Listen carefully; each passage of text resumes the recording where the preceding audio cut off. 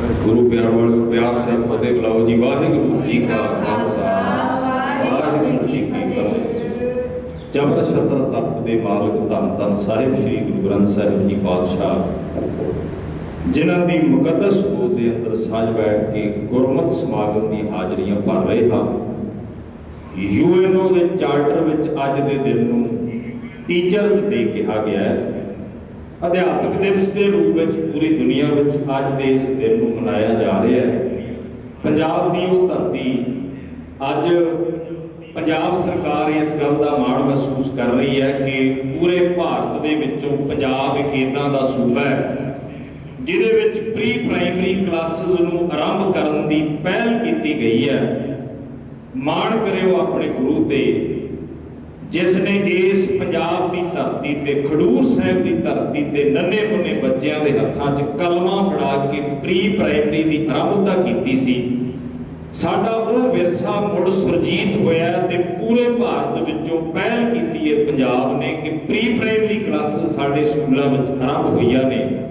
पढ़ो पंजाब तो बाद पढ़ो हरियाणा, पढ़ो हिमाचल, पढ़ो राजस्थान प्रोजेक्ट चल रहे हैं। ये मेरे गुरु की बरकत है, मेरे गुरु की देन है। ते सरदार त्रिलोचन सिंह जी ने सेवा मुक्ति संबंधी देखो बड़े समागम किए जाते हैं ते कहा जाता है भी ये अध्यापक साहबान बेदाग जा रहे हैं डिपार्टमेंट विचों। ते मैं किसी की सेवा मुक्ति ते किसी दाग की शक नहीं करता, सारे बेदाग जाते होंगे।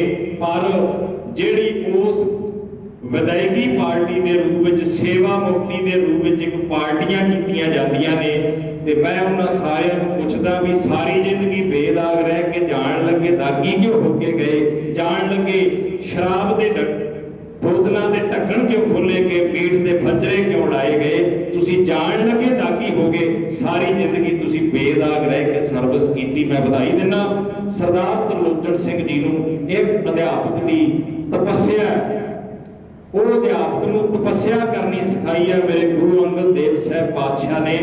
धन गुरु अंगद साहब पातशाह नूं याद करदिया अध्यापक की वो मेहनत जिन्हों कौम का निर्माता कहा जाता है वो साधु की तपस्या तो घट नहीं है, उहदे च गुरु के सिमरन की बरकत बोलती है। आओ इन्हां बच्चों के पासों छोटी जी कविता कठन तपस्या साध की कर देवे भरम विनाश।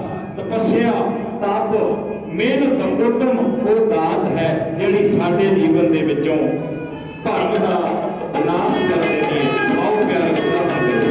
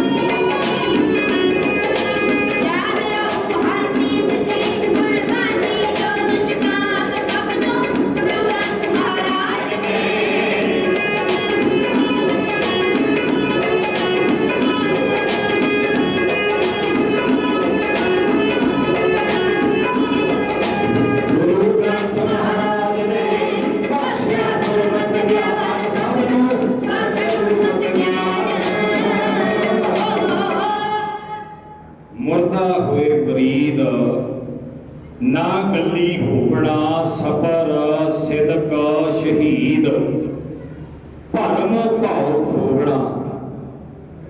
शहीद नूं माण बड़ा मिलता, शहीद रब के दर ते प्रवान हुंदा, पर शहीद बनने वास्ते दो चीज़ां छड्डणियां पैंदियां ते दो चीज़ां अपनाउणियां पैंदियां ने। गुरमत के अंदर मर के शहीदी की गल नहीं है। गुरमत विच सतगुरु कहते शहीद वो है, शहीद मेरा सिख जिंदा शहीद है।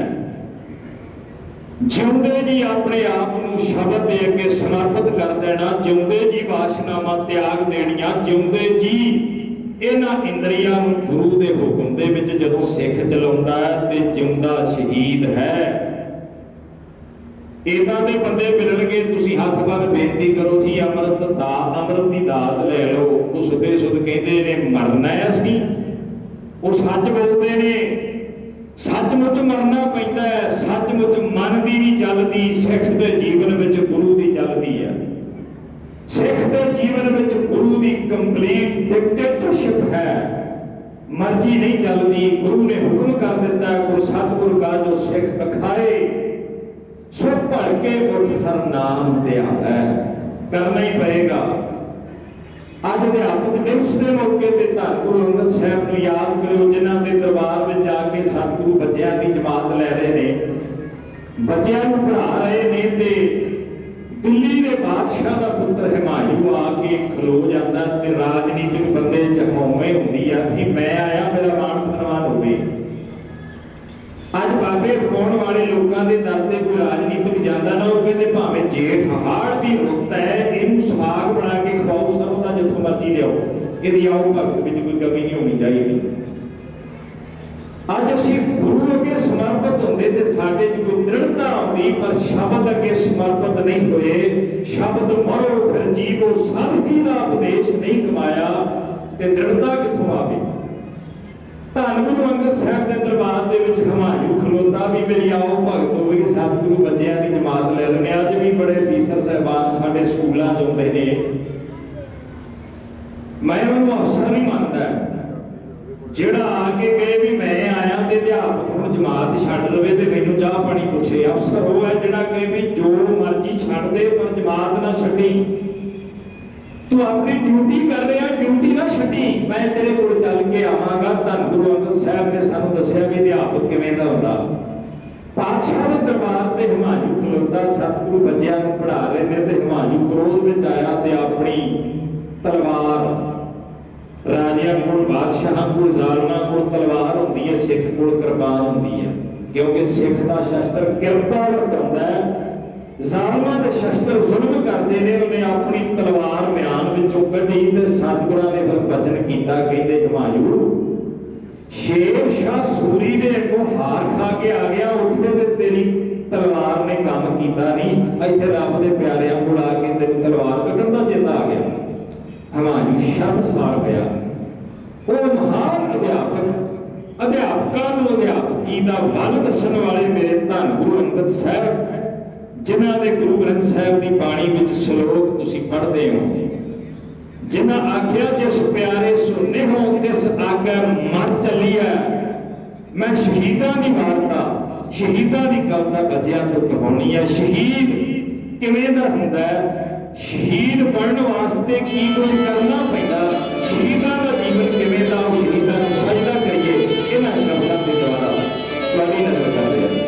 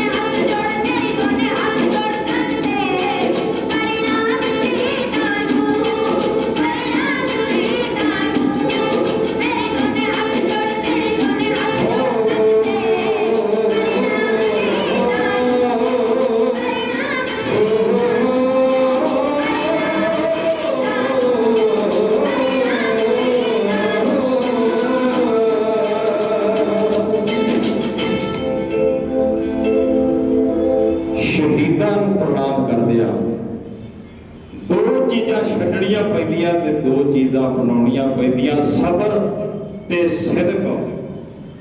ये अपनाउणा पैंदा, भरम ते भाव छड्डणे पैंदे ने।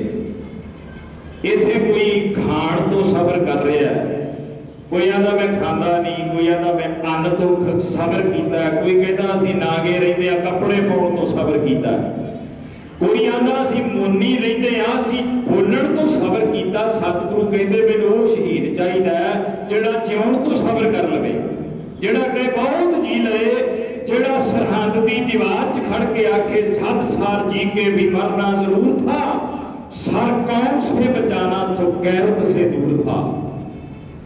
प्यार वालों, अज तक असीं ये भी कहते आने और सच है कि इतिहास सिरजिया बहुत है, पर असीं इतिहास संभालिया नहीं।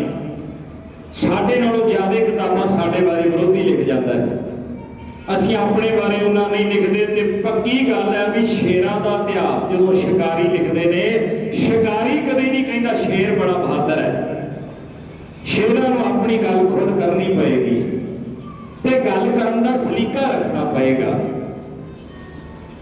अति सत्कारयोग डॉक्टर वरिंदरपाल सिंह जी जिन्हां दा मेरे तो बाद समा है, आओ विचारां नाल जुड़िए। मैं भाई साहब जी नूं बेनती करदा वो विचारां नूं आरंभ करनगे। अति सत्कारयोग डॉक्टर वरिंदरपाल सिंह जी, दासां दीआं भुल्लां नूं खिमा करो जी। गज वज के फतेह बुलाओ।